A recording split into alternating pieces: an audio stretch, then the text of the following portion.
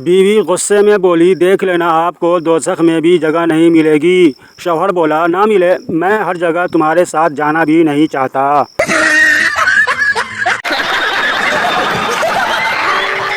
जिस दिन किसी एक माँ की दुआ कबूल हो गई कसम से, उस दिन सारी मोबाइल कंपनियों को आग लग जाएगी। एक शाम बेगम ने शौहर से बड़े लाड से पूछा, सुने आपने क्या सोचकर मुझसे शादी की हामी भरी? शौहर ने मुस्कुराते हुए कहा, कुछ नहीं, मुझे बस बचपन से ही शौक था बड़े बड़े पंगे लेने का।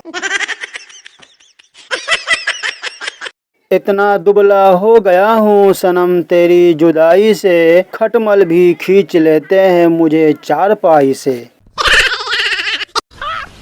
मस्त जोक मारा रे, ये हंस रे हलकट हंस।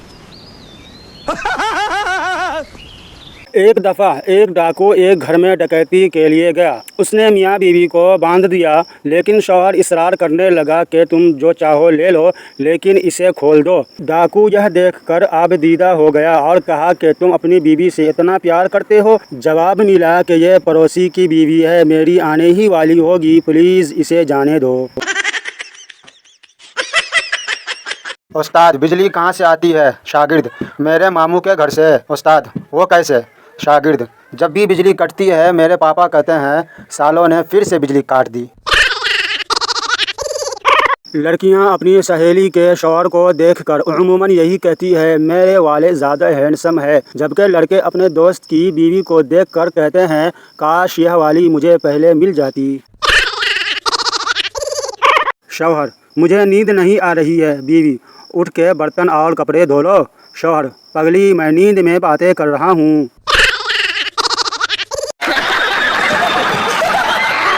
शौहर अपनी बीवी से, तुम जब भी अपनी अम्मी के घर जाती हो तो मुझे डर लगा रहता है। बीवी, जानू, इसमें डरने की क्या बात है, मैं जल्दी ही आ जाऊंगी। शौहर, बस इसी बात का तो डर लगा रहता है।